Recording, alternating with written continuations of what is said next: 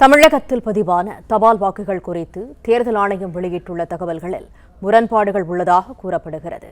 இதுகுறித்து கூடுதல் தகவல்களை தருகிறார் எமது செய்தியாளர் சரவணன். சரவணன், முழு விவரங்கள் என்ன?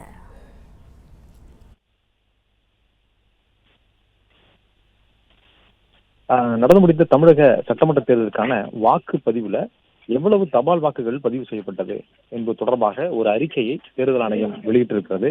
அதாவது தேர்தல் ஆணையம் வெளியிட்டிருக்கக்கூடிய அந்த அறிக்கையில மே 4ஆம் தேதி காலை 8 மணிக்கு சரியாக இந்த வாக்கு எண்ணிக்கை தொடங்கும் என்றும் 8 மணிக்கு தபால் வாக்குகள் தான் எண்ணப்பட இருக்கிறது. அதுவும் 500 தபால் வாக்குகளுக்கு ஒரு மேசை என்ற விதத்தில் ஒவ்வொரு தொகுதி வாரியாக எண்ணிக்கை நடைபெறும் என்று தெரிவித்திருக்கிறார்கள். அதே வேளையில எவ்வளவு தபால் வாக்குகள் பதிவானது என்ற விவரம் அந்த தரவுகள்ல முரண்பாடு இருக்கிறது. தேர்தல் ஆணையம் வெளியிட்டிருக்கக்கூடிய அந்த அறிக்கையில அவர்கள் கொடுத்திருக்கக்கூடிய தகவலின்படி தேர்தல் பணியில் ஈடுபடுத்தப்பட்ட 3.60 லட்சம் அலுவலர்கள்ல அதற்கு விண்ணப்பித்த 2.88 லட்சம் அலுவலர்கள் தபால் வாக்குகளை செலுத்தி இருக்கிறார்கள். அதில் 80% அவர்கள் தபால் வாக்குகளை செலுத்தி இருக்கிறார்கள் என்று குறிப்பிடப்பட்டிருக்கிறது.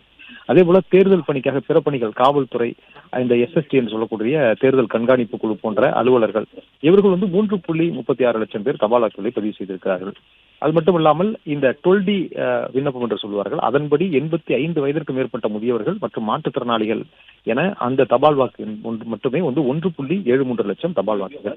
சேவை வாக்காளர்கள், சேவை அந்த சர்வீஸ் ஓட்டர்ஸ் என்று சொல்லக்கூடிய 18,000 ஓட்டுகள் தபால் ஓட்டு. இதனுடைய கூட்டுத்தொகை 8.15 லட்சம் வரக்கூடிய நிலையில தேர்தல் ஆணையத்தினுடைய அந்த அறிக்கையில் மொத்த தபால் வாக்குகள் 6.37 லட்சம் என்று குறிப்பிடப்பட்டிருக்கிறது. எனவே தபால் வாக்குகள் தமிழகத்துல இந்த தேர்தலில் எவ்வளவு பதிவானது என்பதில் ஒரு முரணான தகவலை தேர்தல் ஆணையம் கொடுத்திருக்கிறது.